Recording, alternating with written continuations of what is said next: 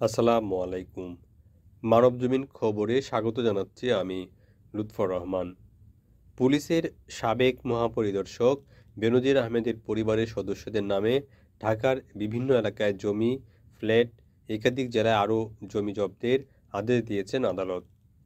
দুর্নীতি দমন কমিশনের উপপরিচালক ও তদন্ত কর্মকর্তা হাফিজুল ইসলামের আবেদনের প্রেক্ষিতে বুধবার ঢাকা মহানগর দায়রা জজ মোহাম্মদ আশামস জগলুল হোসেন এই আদেশ দেন।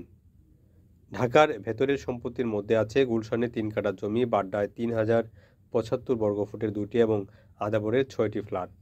ঢাকার বাইরে নারায়ণগঞ্জের রূপগঞ্জে ২৪ কাঠা এবং বান্দরবানে ২৫ একর জমি জব্দের আদেশ দেওয়া হয়েছে। এর বাইরে সিটিজেন টেলিভিশন এবং টাইগার ফিট অ্যাপারেলস লিমিটেডের শেয়ার শতভাগ মালিকানাধীন ৮টি এবং আংশিক মালিকানাধীন ১৫টি সম্পত্তি জব্দ করার নির্দেশ দিয়েছেন আদালত। প্রস্তাবিত বাজেটে ঘাটতি পূরণের জন্য ব্যাংকিং খাত থেকে ১,৩৭,৫০০ কোটি টাকা ঋণ নেওয়ার পরিকল্পনা করেছে সরকার। এর ফলে বেসরকারি খাতের জন্য ঋণের জায়গা ছোট হয়ে যাবে। বেসরকারি খাত চাহিদা অনুযায়ী ঋণ পাবে না, এতে বেসরকারি খাতে বিনিয়োগ ব্যাহত হবে, কাঙ্ক্ষিত প্রবৃদ্ধি অর্জিত হবে না বলে অভিমত সেন্টার ফর পলিসি ডায়ালগ সিপিডির। বুধবার রাজধানীর হোটেল লেকশোরে বাজেটের বিশ্লেষণ শীর্ষক অনুষ্ঠানে মূল প্রবন্ধে এমন অভিমত তুলে ধরা হয়। দেশের পাবলিক বিশ্ববিদ্যালয়গুলোর জন্য বাজেট বরাদ্দ কমেছে।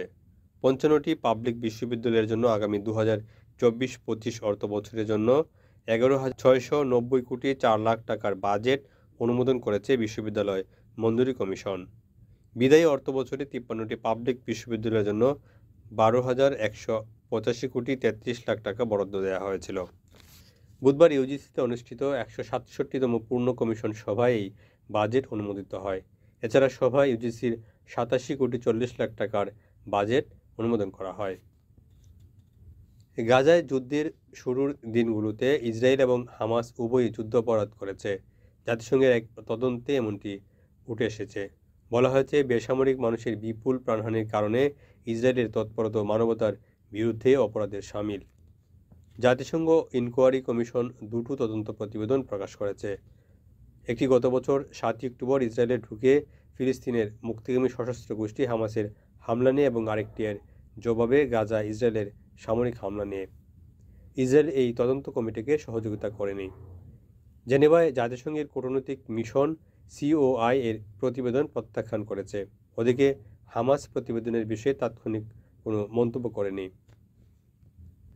কুয়েতে একটি বহুতল ভবনে অগ্নিকাণ্ডে মৃতের সংখ্যা বেড়ে ৪১ জনে দাঁড়িয়েছে। নিহতদের বেশিরভাগই প্রবাসী কর্মী। কুয়েত টাইমসের খবরে বলা হয়েছে, ভবনটিতে প্রায় ১৬০ জন বসবাস করতেন। তারা সবাই একটি কোম্পানির কর্মী। কাতার ভিত্তিক সংবাদ মাধ্যম আল জাজিরা জানিয়েছে, কুয়েতের অগ্নিকাণ্ডে এই পর্যন্ত ৪১ জনের মৃত্যু হয়েছে। বিভিন্ন সূত্রের তথ্য অনুযায়ী ওই ভবনে থাকা কর্মীদের বেশিরভাগই ভারতের। তারা নির্মাণ শ্রমিক হিসেবে কাজ করতেন। মানবজমিন খবর শেষ হলো।